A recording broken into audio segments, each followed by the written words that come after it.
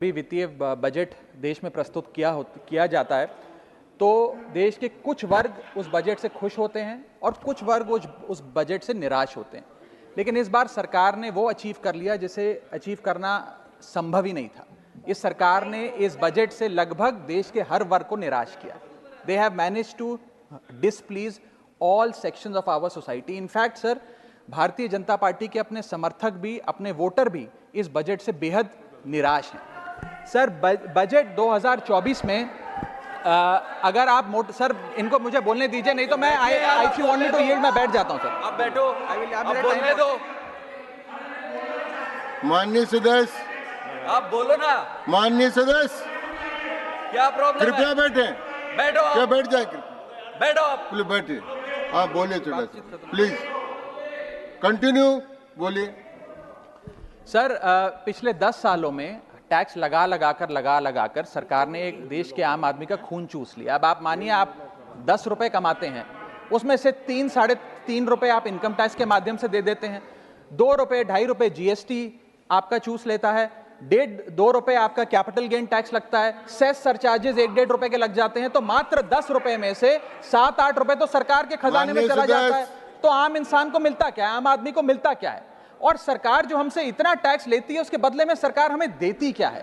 कौन सी ऐसी अंतर्राष्ट्रीय सेवाएं, world class health care, education, transport सुविधाएं सरकार बदले में देशवासियों को देती है? मैं ये भी पूछना चाहता हूं। इसीलिए आज मुझे ये कहने में बिल्कुल भी गुरेज नहीं है that sir, we in India today pay taxes like England to get services like Somalia. Sir, आज सर मैं अपने इस भाषण को सर 2 भाग में बांटूंगा। पहले भाग में मैं सर सरकार की इतनी दुर्दशा 2024 के चुनावों में क्यों हुई और आज की आर्थिक स्थिति क्या है उस पर बात करूंगा, और दूसरे भाग में कुछ सुझाव भी सरकार को दूंगा। सर, पहले 2019 में भारतीय जनता पार्टी की 303 सीटें थी। देश की जनता ने उन सीटों पर 18% जीएसटी लगाकर इनको 240 सीटों पर ला खड़ा किया। सर, इसके कई कारण बताए जाते हैं। कोई कहता है कि धर्म का कार्ड नहीं चला, कोई कहता है जातीय कारण है, तो कोई कहने लगता है कि टिकट डिस्ट्रीब्यूशन में कमी रही। सर, ये सब ऊपरी कारण है। मैं 3 कारण बताता हूं जिस वजह से भारतीय जनता पार्टी की ये दुर्दशा हुई। पहला कारण है इकोनॉमी, दूसरा कारण है इकोनॉमी, और तीसरा कारण भी है इकोनॉमी। सुनिए प्लीज, ये सर मैं बैठ जाता हूं। ये राष्ट्रपति के अभिभाषण पर चर्चा नहीं है, ये आम बजट पर चर्चा है। माननीय राघव चड्ढा जी, आपस में बात नहीं करें। माननीय राघव चड्ढा जी, ये राष्ट्रपति के अभिभाषण पर चर्चा नहीं है, ये आम बजट पर चर्चा। बोलिए सर, बजट पे आप बोलो। आप बजट पर बोलिए, आम बजट। सर, अगर आपने मेरी पूरी बात सुनी होती तो शायद इतनी आपत्ति इन लोगों को ना होती। सर, मैं यही कहना चाह रहा हूं कि कई कारण बताए जाते हैं चुनावी हार के, लेकिन मेरे मुताबिक 3 महत्वपूर्ण कारण है। पहला कारण इकोनॉमी, दूसरा कारण इकोनॉमी, और तीसरा कारण भी इकोनॉमी। मैं इकोनॉमी की बात कर रहा हूं, चुनावों की बात नहीं कर रहा। सर पहला कारण, सर मैं बैठ जाता हूं सर, इनको चिल्लाने दीजिए, मैं बैठ जाता हूं सर। माननीय सदस्य बैठिए। जब आपका समय आए तो आप बता देना दिल्ली में कैसे आ रहे। अभी उनको बोलने दीजिए। बोलिए अभी उन्होंने बना दिया है। बोलिए। सर, पहला कारण हार का है rural income and inflation. Sir, Bharat की 60% से ज्यादा आबादी सर गांव में बसती है, लेकिन आज सर सर ये ठीक नहीं है सर। इनकी तबीयत खराब है, इनके पेट में क्यों दर्द हो रहा है? इनकी तबीयत खराब है, क्या दिक्कत है? इनके पेट में दर्द हो रहा है, इनकी तबीयत खराब है क्या सर? आज आप बैठिए, बैठ जाए। माननीय सदस्य कृपया बैठे, बैठ जाए। मन कृपया बैठिए।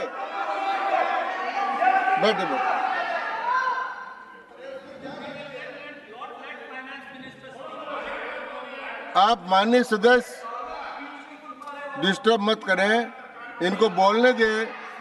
आपको बोलने का अवसर मिलेगा, अब इनको बोलने दें। हाँ सर, मैंने 2.5 मिनट बोला, उसमें 5 बार इन्होंने इंटरप्ट किया। मैं अपना समय सूद समेत इनसे वसूलूंगा सर। मैं आगे चलता हूं। सर, इस देश में सर पहला मेरा कारण था, ब्याज की आदत ठीक नहीं है सर।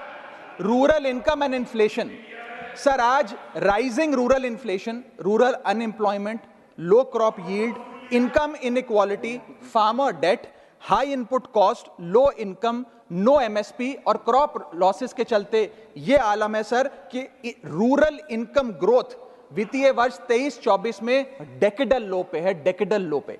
और सर इसी के साथ साथ किसानों की आय दुगना करने का वादा था, स्वामीनाथन कमीशन के अनुसार एमएसपी देने का वादा था, वो वादे जब पूरे नहीं हुए तो आलम यह है सर कि पिछले 25 महीने लगातार रियल रूरल वेजेस डिक्लाइन पर हैं लगातार। और इसके साथ साथ यूपीए के दौरान, कांग्रेस पार्टी की सरकार के दौरान फार्म वेजेस में 8.5% का इजाफा देखा गया था, एनडीए 1 के दौरान 3% और एनडीए 2 के दौरान -0.6% का इजाफा देखा गया, यानी कि रूरल वेजेस गिरती जा रही हैं। सर मैं ऐसे साधारण भाषा में समझाता हूं सर 2014 में एक दिहाड़ी मजदूर एक दिन की अपनी दिहाड़ी से 3 केजी अरहर की दाल खरीद सकता था सर आज वही दिहाड़ी मजदूर वर्ष 2024 में एक दिन की दिहाड़ी से 1.5 केजी अरहर दाल खरीद पा रहा है, यानी कि महंगाई भी बढ़ रही है और उसकी आमदनी भी घट रही है।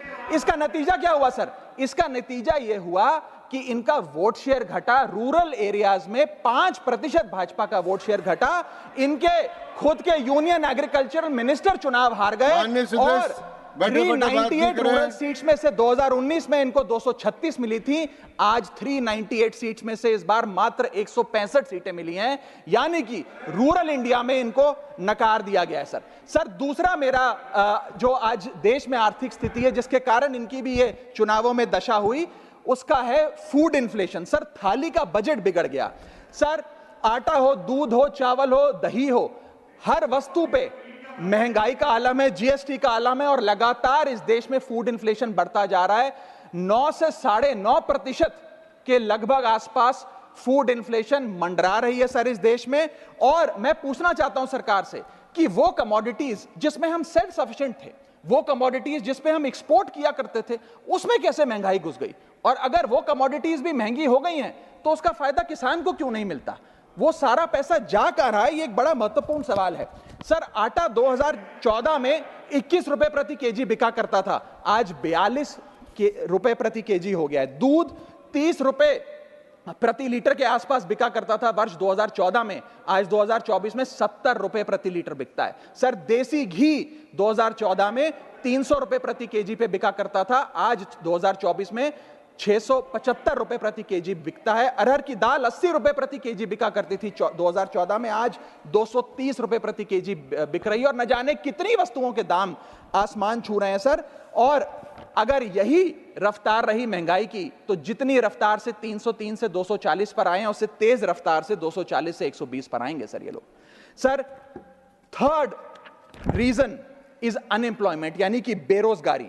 सर इनफॉर्मल सेक्टर हो या फॉर्मल सेक्टर हो, अनऑर्गेनाइज सेक्टर हो या ऑर्गेनाइज सेक्टर हो, हर जगह अनएम्प्लॉयमेंट है। और सीएमआई की रिपोर्ट यह बताती है कि अनएम्प्लॉयमेंट दर ऑर्गेनाइज सेक्टर की इस देश में 9.2% है। अनऑर्गेनाइज सेक्टर की तो बात ही भूल जाइए, ऑर्गेनाइज सेक्टर की अनएम्प्लॉयमेंट दर 9.2% है। और हम लोग अपने देश के ह्यूमन रिसोर्सेज को किस कागार पे लाकर खड़ा कर दिया है उसका आलम देखिए सर। उत्तर प्रदेश सरकार के सचिवालय में पीएन की पोस्ट के लिए 368 नौकरियां निकली, 23 लाख लोगों ने उसके लिए आवेदन पत्र दिए।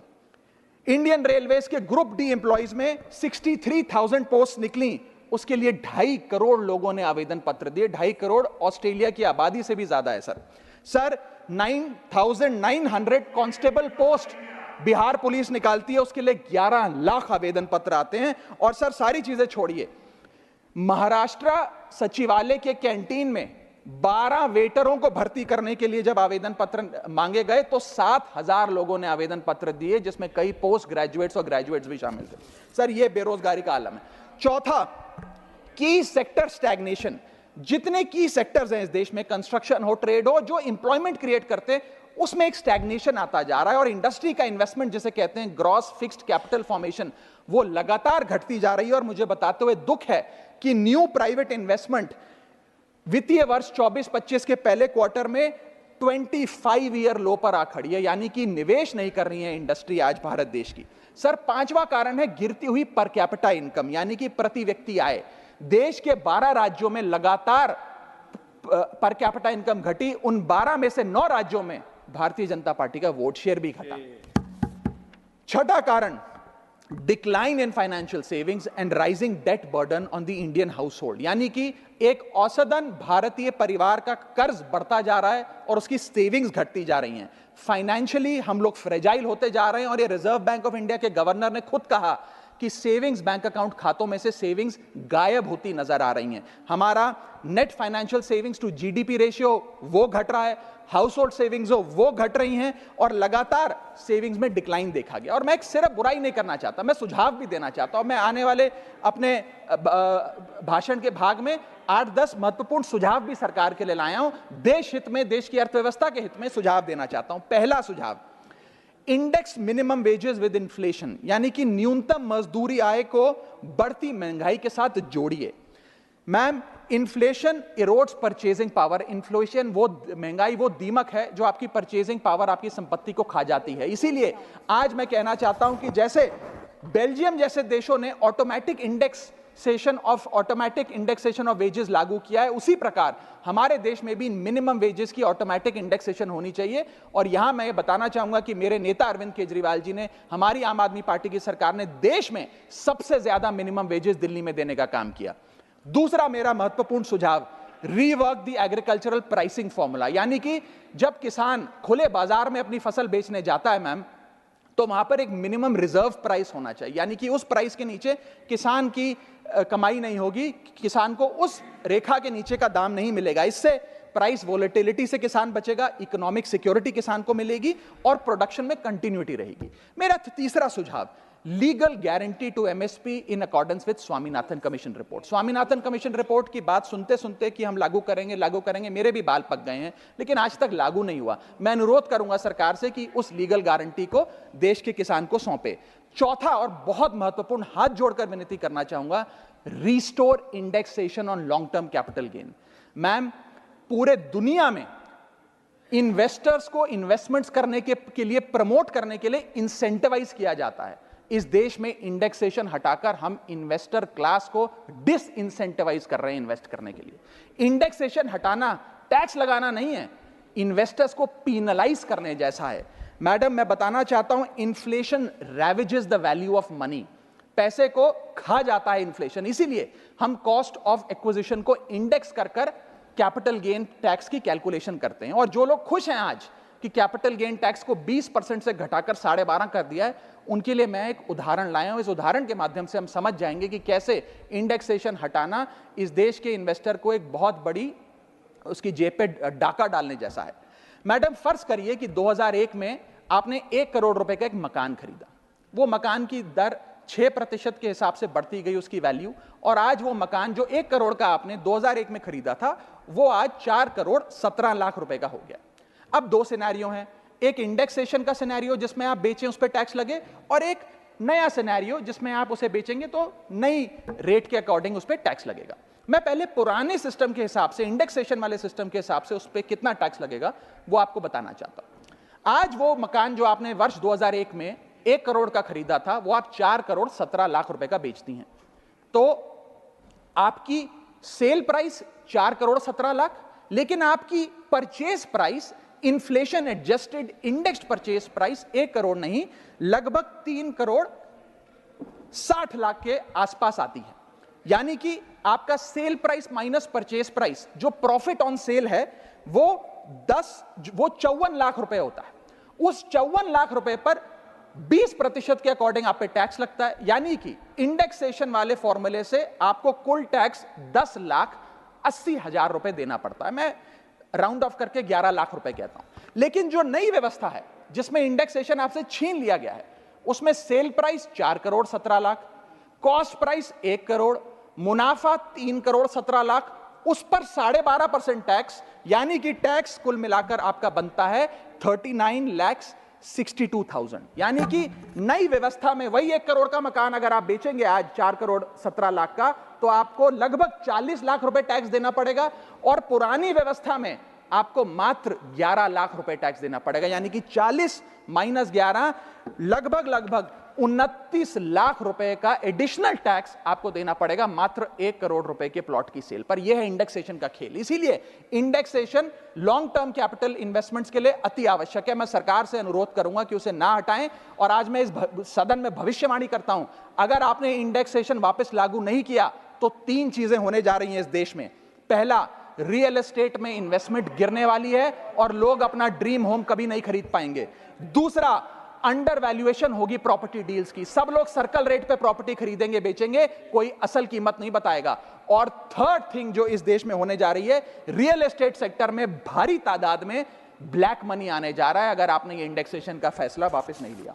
मेरा 5वां सुझाव सरकार को, फाइनेंशियल सेविंग्स को इंसेंटिवाइज करिए। डेट में, इक्विटी में, म्यूचुअल फंड्स में, बैंक डिपॉजिट्स में फाइनेंशियल इन्वेस्टमेंट्स, और खास करके जो 24 से 36 महीने से अधिक लोग अपनी इन्वेस्टमेंट रखते हैं उन्हें इंसेंटिवाइज करिए, टैक्स मत करिए, पीनलाइज मत करिए। और मैं कहूंगा आने वाले समय में आपको लॉन्ग टर्म कैपिटल गेन पे टैक्स अबॉलिश करने के लिए भी सोचना चाहिए, ना कि उसे सिर्फ कम करना चाहिए। छठा मेरा सुझाव, review, revise and simplify GST. GST जिसे गहरा संकट टैक्स या गब्बर सिंह टैक्स के नाम से आज देशवासी जानते हैं, रोटी हो, कपड़ा हो, मकान हो, हर चीज पे जीएसटी लगा लगा कर हमने इस देश के इन्फ्लेशन पर भी जीएसटी लगा दिया, सारी चीजें महंगी हो गई। मेरा सुझाव है सरकार से कि इस जीएसटी के पूरे फ्रेमवर्क को कॉम्प्रिहेंसिवली स्टडी कर रिवाइज करिए। एक्सपोर्ट ओरिएंटेड सेक्टर्स में जीएसटी कम करिए ताकि हम ग्लोबली कंपेटिटिव बन सकें। एसएमई सेक्टर जो नौकरियां देता है, छोटे उद्योग हैं, उसमें जीएसटी कम करिए। और एसेंशियल कमोडिटीज, दूध, दही, चावल, रोटी, चावल, आटा, उस पर कम से कम जीएसटी विड्रॉ करिए। मेरा 7वां मेरा सुझाव, give more to states. India is a union of states. States की जेब में थोड़ा पैसा डालिए। कोलिशन पॉलिटिक्स के कंपल्शन हम समझते हैं कि आपको बिहार को, आंध्र प्रदेश को ज्यादा पैसा देना था, लेकिन उन राज्यों ने जिन्होंने आपको भरपूर वोट दिया, गुजरात ने, दिल्ली ने, मध्य प्रदेश ने, उड़ीसा ने, झारखंड ने, छत्तीसगढ़ ने, जिन लोगों ने अपने राज्यों की लगभग सारी सीटें आपकी झोली में डाल दी, उनसे क्या गलती हुई? उन राज्यों को आपने दिया एक एक झुंझुना और बाकी 2 राज्यों को पे सब कुछ लौटा दिया। तो ये डिस्क्रिमिनेटरी फेडरलिज्म नहीं होना चाहिए, कोऑपरेटिव फेडरलिज्म होना चाहिए। ये गुहार में लगाना चाहूंगा। और इस सरकार को एक बुरी आदत है सेस और सरचार्ज लगाकर पैसा वसूलने की। सेस और सरचार्ज वो टैक्स है सरकार का जिसे उन्हें राज्यों के साथ बांटना नहीं पड़ता, वो डिविजिबल पूल में नहीं जाता। इसीलिए सरकार सेस और सरचार्ज लगा लगाकर आम आदमी से पैसा वसूलती है। मैडम, अगर केंद्र सरकार 100 रुपए कमाती है तो उसमें से 18 रुपए सेस और सरचार्ज के जरिए कमाती है, यानी कि मात्र 82 रुपए, 100 में से 18 हटा दीजिए, 82 रुपए डिविजिबल पूल में जाता है जो राज्यों में बांटा जाता है। 18 रुपए सीधा सरकार की जेब में जाता है। मैं अनुरोध करूंगा कि सेस और सरचार्ज की या तो इस प्रथा को बंद करें या वो भी डिविजिबल पूल में डालकर स्टेट्स के साथ बांटे। मेरा 8वां सुझाव, जीएसटी कॉम्पनसेशन जो राज्यों के लिए बंद कर दिया गया है उसे कम से कम 5 साल और दीजिए। कई ऐसे राज्य हैं, तमिलनाडु है, महाराष्ट्र है, पंजाब है, गुजरात है, जिनकी अर्थव्यवस्था आज जीएसटी कॉम्पनसेशन के पैरों पे खड़ी हुई है, जो आज हमारे बजट का 10 से 15% हिस्सा इनकम का जीएसटी कॉम्पनसेशन से आता है। मैं अनुरोध करना चाहूंगा सरकार से कि कम से कम 5 साल और जीएसटी कॉम्पनसेशन देकर इन राज्य सरकारों की मदद की जाए।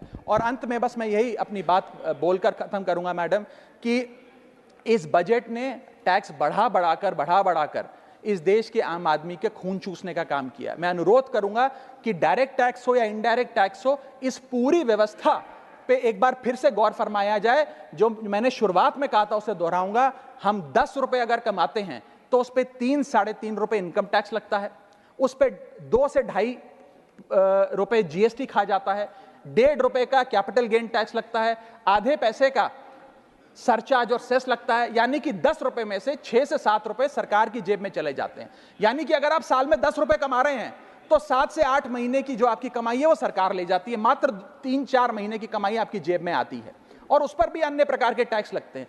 और उसके बदले में हमें कोई सुविधाएं नहीं मिलती है, ना ट्रांसपोर्ट, ना हेल्थ केयर, ना कोई इंफ्रास्ट्रक्चर, कोई ऐसे जैसे और बड़े बड़े विकसित देशों में, United states of America, United kingdom, European countries में जो हाई टैक्स रिजीम्स मानी जाती हैं, उनमें नागरिकों को सुविधा दी जाती है, लेकिन उसके बदले में दिल्ली में, हिंदुस्तान में, देश भर में कोई ऐसी सुविधा केंद्र सरकार नहीं देती है। इसीलिए यह कहा जाता है that we impose taxes like the Europeans do to get services like sub-Saharan countries। मैं अनुरोध करूंगा सरकार से कि इस टैक्स फ्रेमवर्क को डायरेक्ट हो या